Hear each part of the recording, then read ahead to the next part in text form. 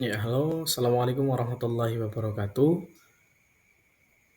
Selamat datang kembali dengan saya Soleh Nuridaya dengan NIM 857599762 dalam tugas praktikum IPA untuk melakukan pengamatan terhadap sistem pencernaan manusia. Langsung saja, kira-kira teman-teman tahu nggak nih, apa sih itu sistem pencernaan?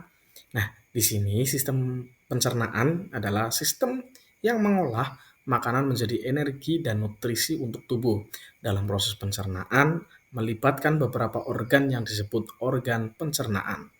Nah, selanjutnya di sini kita akan membahas terkait dengan fungsi sistem pencernaan. Apa sih?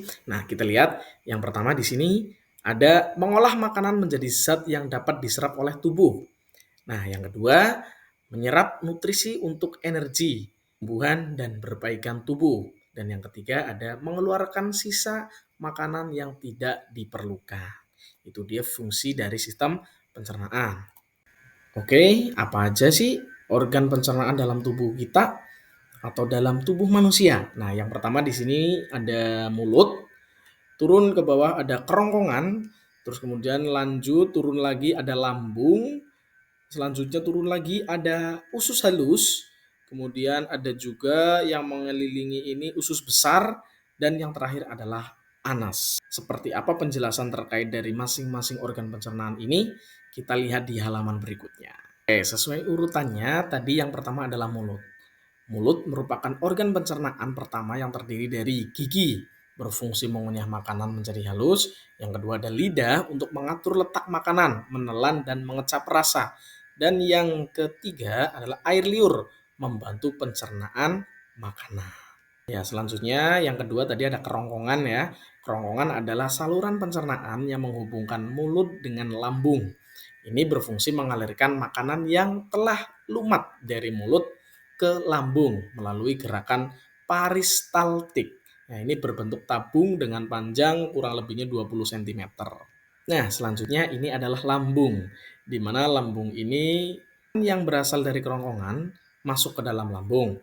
Lambung menghasilkan getah pencernaan. Makanan diaduk dan dihancurkan dengan bantuan getah pencernaan tersebut. Nah, getah pencernaan ini berfungsi untuk memecahkan makanan. Nah, urutannya ini selanjutnya adalah usus halus. Nah, makanan dari lambung diteruskan ke usus halus. Oleh usus halus, makanan dicampur dengan getah pankreas dan getah empedu.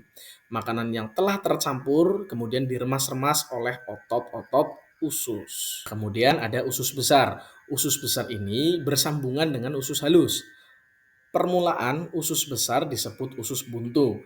Di dalam usus besar terjadi penghancuran sisa-sisa makanan dengan bantuan bakteri pembusuk. Nah, yang terakhir dari organ pencernaan adalah anas. Nah, ini anas merupakan bagian akhir dari sistem pencernaan yang berfungsi untuk mengeluarkan sisa makanan dan kotoran atau feses dari tubuh kita. Seperti pada gambar, ini adalah contoh, ada contoh feses ya itu atau T41 biasanya itu. Ini merupakan tambahan ya, gangguan yang sering terjadi pada organ pencernaan kita.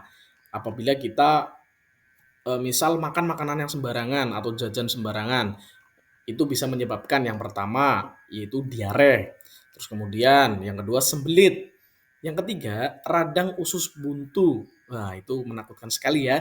Dan yang keempat ada tipes. Nah, dan yang kelima adalah kolik. Nah, itu. Maka dari itu, mari kita jaga makanan kita supaya organ pencernaan kita juga sehat.